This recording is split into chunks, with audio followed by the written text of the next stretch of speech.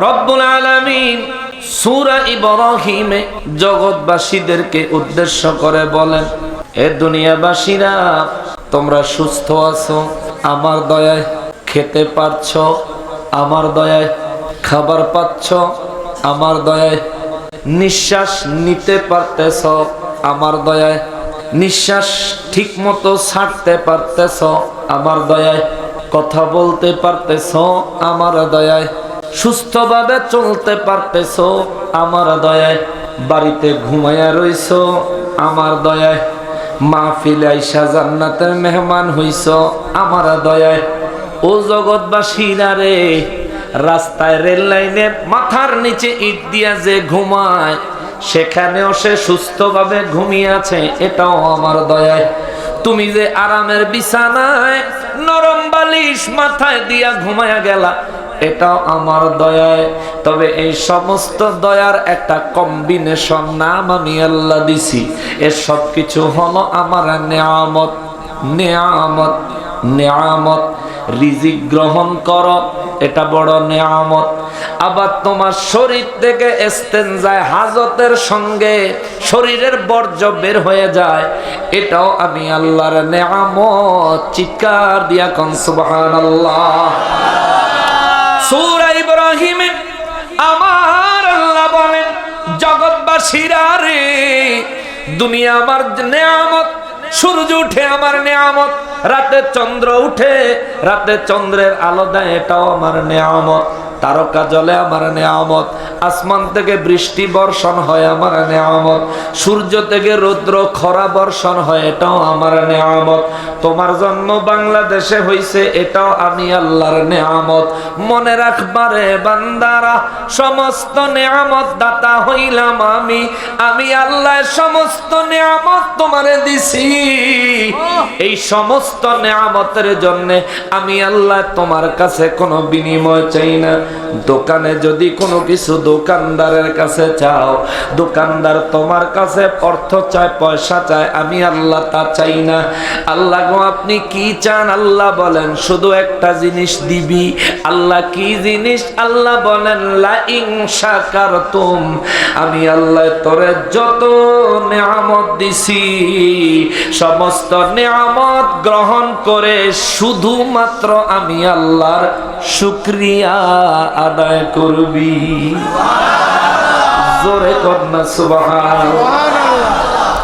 এমন এক মায়ার রব রে বাবা, এমন এক দয়ার আল্লাহ, সব কিছু দিয়া আল্লাহ কয় কোনো বিনিময় চাই না, শুধু শুকরিয়া আদায় করবি, শুকরিয়া আদায় করবি।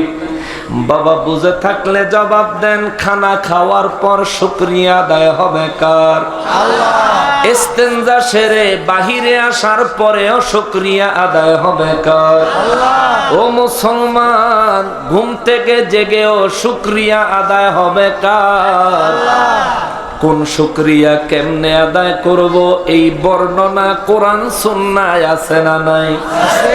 জোরে বলেন আছে না নাই? মুসলমানেরা রে, এতক্ষণ পর্যন্ত সূরা ইব্রাহিমের আয়াতে কারিমা থেকে আমরা বুঝতে পারলাম আল্লাহ নিয়ামত দিছে, নিয়ামতের বিনিময়ে কোনো অর্থ সম্পদ সম্পত্তি কোনো কিছু আমার আল্লাহ চায় না।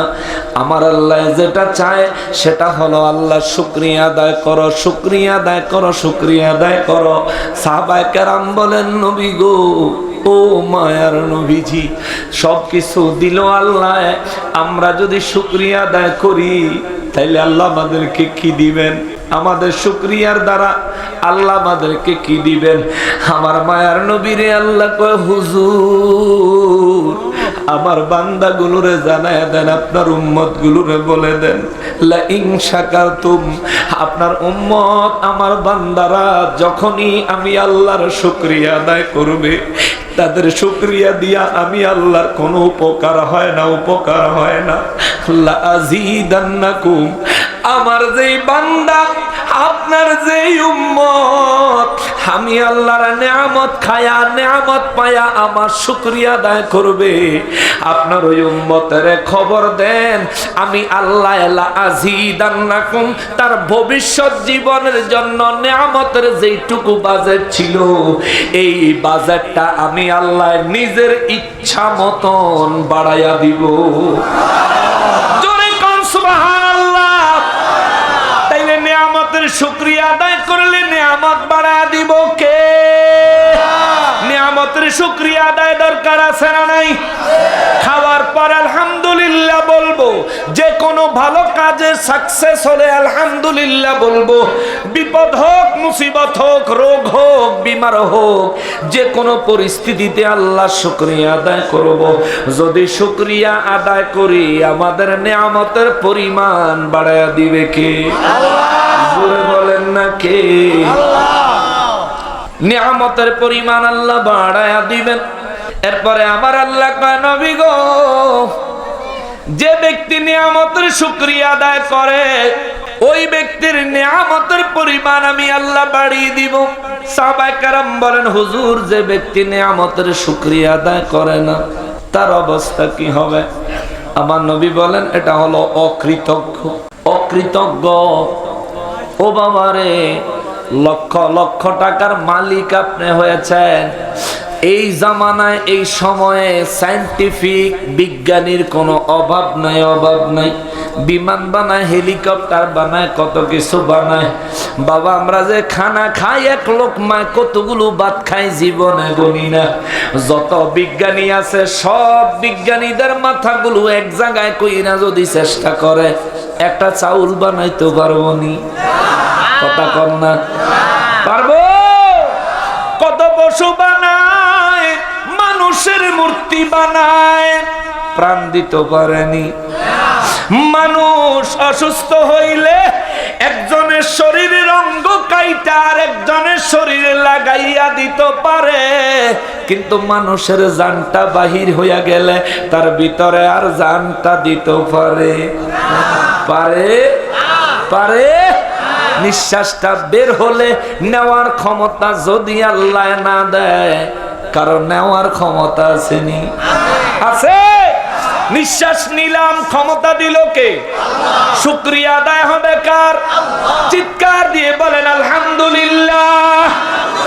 আবার নিঃশ্বাস সুষ্ঠুভাবে ছাড়লাম, এটাও আল্লাহর নিয়ামত, নিয়ামত, নিয়ামত। ও মুসলমান, আমার আল্লাহ আমাদেরকে বলেন, কি তোমাদের এগুলি ঠিক করুন কি মাহফিলের শেষ পর্যন্ত হইব? লাগতো না বল। চুপ, আমি বলি, আমি বলি, আমি বলি, আমি বলি, সবাই বলেন আস্তে, সবার সবার আস্তে। বাবা, তুমি একটা কাজ করো। আচ্ছা আচ্ছা, আরে ওরা আছে দেখে তোরা আম করে চিনিস কেন? এই ফলা মান্ডি এদি আছে দেখে কি আপনারা আমার ঘরে চিনেন? মোবাইলের ভিতরে দেখেন, এই ওরাই তো ছাড়ে। ওরা যদি না ছাড়ে থাক, ওরাও কিন্তু সুন্নিয়তের কাম করে। আপনার এই যে সৌদি আরব, কুয়েত, দুবাই, এই দেশের মানুষ আপনার মাহফিল আইসা কিন্তু ওরা শুনতে পারে নাই, কিন্তু ওরা এটারে ইন্টারনেটও দিয়া দিলে এই আপনাকে এই মাহফিলটা কিন্তু Dubai, America, German, Japan, Britain, Italy থেকে বাঙালিরা দেখে দেখে আমারে ফোন করে, হুজুর দেখছিলাম, দোয়া করেন হুজুর। আবার হাদিয়াও পাঠায়। আজকেও একজনে হাদিয়া পাঠাইছে লন্ডনের থেকে। মারহাবা। তো এই ওরাও খেদমত করে, এটা অনেক বড় খেদমত। আসলে ওই ইন্টারনেট থেকে কিছু পয়সা পায় বিধায় ওরা এই কাজের সময় দেয়, নাইলে ওরাও তো কোনো না কোনো চাকরি বাকরি করতো, এই কাজের সময় দিত না। তো পয়সাটা ব্যাপার না, খেয়াল করবেন যে খেদমতটা কি হচ্ছে, অনেক বড় খেদমত হইতেছে। এই ক্যামেরাম্যান আমাদের এই সুন্নি মন মানসিকতার এই ফলাফান্ডি যদি আরো 5টা বছর আগে যদি এরকম ক্যামেরা নিয়ে মাঠে নামতো, আজকে মামুর ফুতেরা মিলাদুন নবীর বিরুদ্ধে কথা কইতে পারতো না। আল্লাহু আকবার, আল্লাহু আকবার। মারহাবা, মারহাবা। থাক, প্রেমিক দরকার আছে। ওরে প্রেমিক বিনে কে বুঝিবে নূর নবীজির শান, প্রেমিক বিনে কে বুঝিবে দয়াল নবীর শান। দুজাহানের বাদশাহ নবীজি, দুজাহানের বাদশাহ নবীজি, মুমিনের ঈমান। ঠিক নেই? প্রেমিক বিনে কে বুঝিবে নূর নবীজির শান। মারহাবা কোন?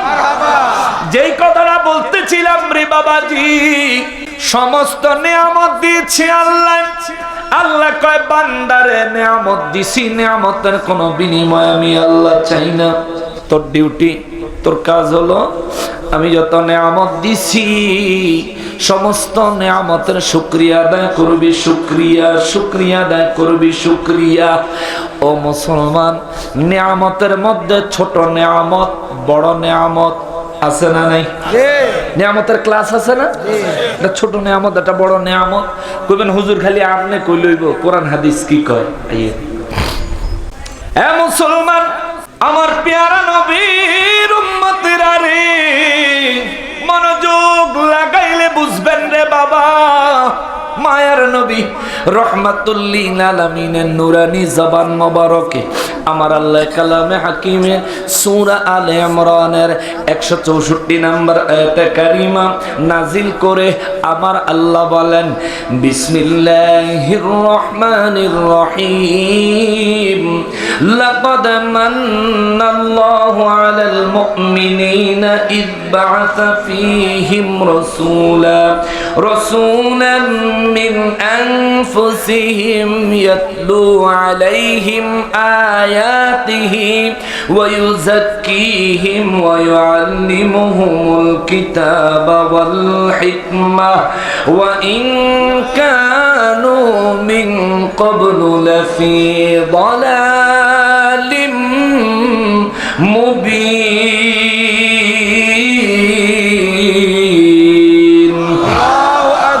রব্বুল আলামিন নিজেই নিয়ামতের মধ্যে ক্লাস করলেন, ক্লাসিফিকেশন করলেন কোন নিয়ামতের মর্যাদা কত।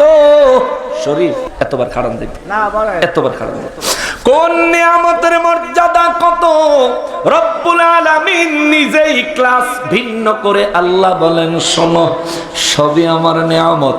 আকাশ আমার নিয়ামত, বাতাস, চন্দ্র, সূর্য, গ্রহ, নক্ষত্র, সমুদ্রের পানি, জমিনের মাটি, তোমার সুস্থতা, তোমার হায়াত, তোমার মউত, তোমার কবরের জীবন, তোমার সমাজের জীবন, তোমার রাজনৈতিক জীবন, এভরিথিং, সব কিছু আমি আল্লাহর নেয়ামত। এই সমস্ত নেয়ামতের মধ্যে একটা নেয়ামতের থেকে আরেকটা নেয়ামতের গুরুত্ব আলাদা।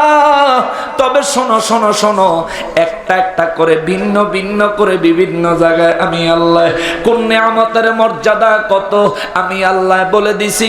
কোন নিয়ামতের শুকরিয়া কেমনে আদায় করবা আমার হাবিব তোমাদেরকে আমার কাছ থেকে মেসেজ নিয়ে জানায় দিছে। এ জগৎবাসীরা রে, ও জগৎবাসীরা, সূরা আলে ইমরানের 164 নম্বর আয়াতটা খুললা দেখো। আমার আল্লাহ কয়, শোন দুনিয়ার মধ্যে আমি আল্লাহর পক্ষ থেকে সব থেকে বড় নিয়ামত কোনটা আমি তো করে জানায় দিতেছি, শোন। আমার আল্লাহ বলেন, লাকাদ মান্নাল্লাহু আলাল মুমিনিনা ইয বা'আসা ফীহিম রাসূলা।